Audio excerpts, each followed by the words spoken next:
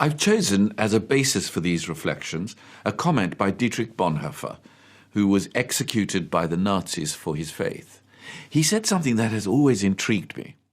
A king who dies on the cross must be the king of a rather strange kingdom. A strange kingdom may be, but a powerful one. I'd like us to go on a journey and to reflect on the cross, how it impacts our lives and how it impacts our work. It's been my experience that an understanding of the cross is an essential requirement of the Christian to live each day with purpose at work.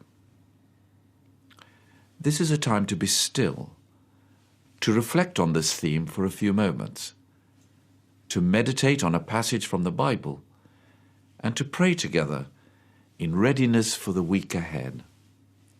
Let me just say this at the outset. Nothing will make as big an impact on your life as a greater understanding of the cross of Jesus Christ. Nothing will change your life, your work life, more than this understanding of Jesus, the one in whom both man and God came together. Now, Jesus was a man. He grew up in a family. He grew weary. He walked, he worshipped, he worked, and he washed the feet of others. But he was no ordinary man. He was the Son of God. And he was executed for this claim. It was brutal and cruel in every respect. You know the story. He was betrayed. He walked carrying his own cross in agony to death. A rather strange thing for a king to be doing. We have a servant, a suffering servant, stumbling to his death, who walked through the Palestine dust as the king above all kings. Paul, writing to the Corinthians, says this, "For the message of the cross is foolishness to those who are perishing, but to us who are being saved, it is the power of God." It's foolishness to people who cannot imagine a king would come and would die on a cross. But to us who are being saved, to those who put their trust in Christ Jesus, it's life-transforming. Now, to whom is it foolishness? Well, to the wise. Listen to what Paul says. "But we preach Jesus crucified, a stumbling block to Jews, foolishness to the Gentiles, but to those whom God has called, both Jews and Greeks, Christ, the power of God and the wisdom of God. For the foolishness of God is wiser than wisdom, and the weakness of God stronger than human strength." To the wisecrackers setting off philosophical fireworks, to the bestseller parked comfortably on the TV chat room sofas, to the self-proclaimed gurus of lifestyle and food and choices and moral mazes, to the self-generated wisdom, Paul says, this isn't really wisdom. God's wisdom is above this, so much so that this so-called human wisdom is of no lasting value. And those who do believe, who embrace the foolishness of the cross, to them, and not to the worldly wise, Paul says, are given the power of God. It's flipped around. So why wouldn't God have chosen a powerful manifestation on earth? Two simple reasons. In Jesus, we see ourselves. He's gone beyond anything that any of us could ever have to suffer. God chose someone who was and could therefore identify with the despised, the weak, and the rejected. Every person on this planet, rich, poor, educated, uneducated, literate, illiterate, can identify with weakness in a way in which we cannot identify with power and might and strength. That's the first reason. His power is perfected in the weakness of the cross. The second reason is he modeled a very different ecosystem of life that everyone could have access to. And that's love. Not ordinary love, but sacrificial love.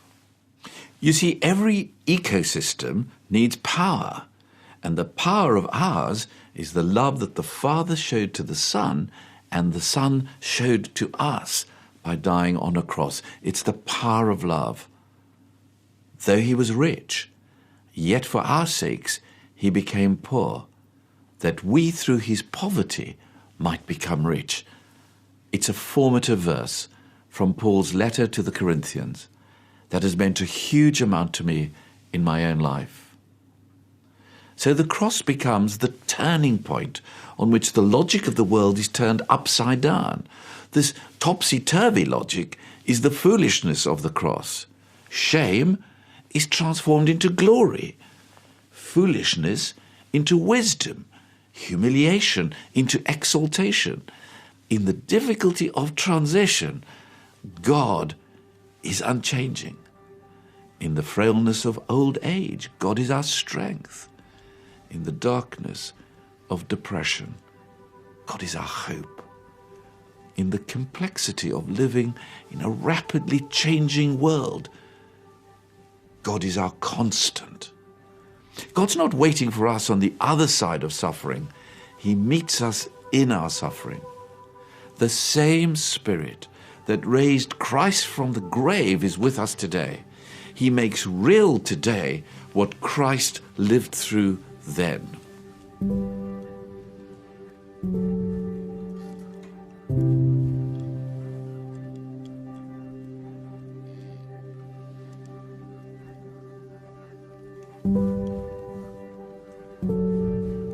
The death of Jesus is the most remarkable moment in history. It's love to the loveless shown. His death has fully satisfied all the requirements of the law.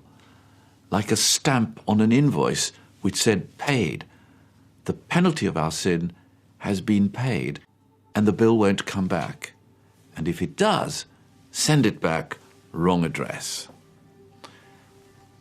Let's take a minute to think about the week ahead in the presence of God. What is God saying to you about work this week?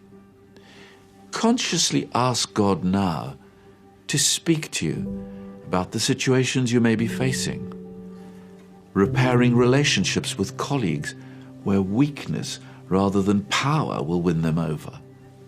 The workplace is a lonely place. Remember, however alone you may feel this week, Christ is with you. He's been there. He's been even deeper than you or I can ever be into the distress of aloneness. So here's a test for each day. Am I living by the premises of the world or the promises of God?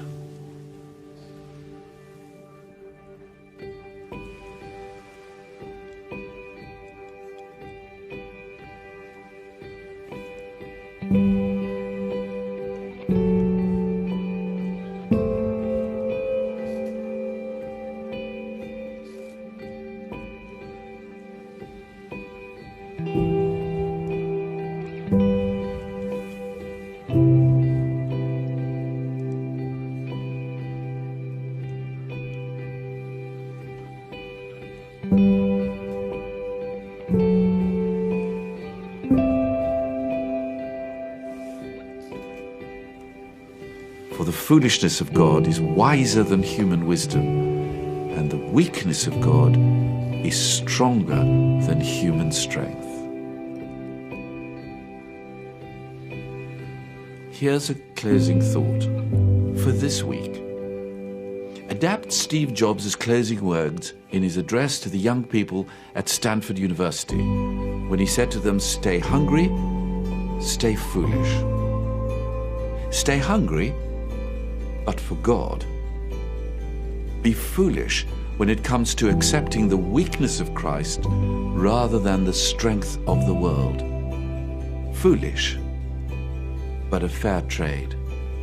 Whatever challenges you faced last week, let them go. That was the week that was. This is the beginning of a new week, a week in which we walk in step with the God of hope. Have a great week.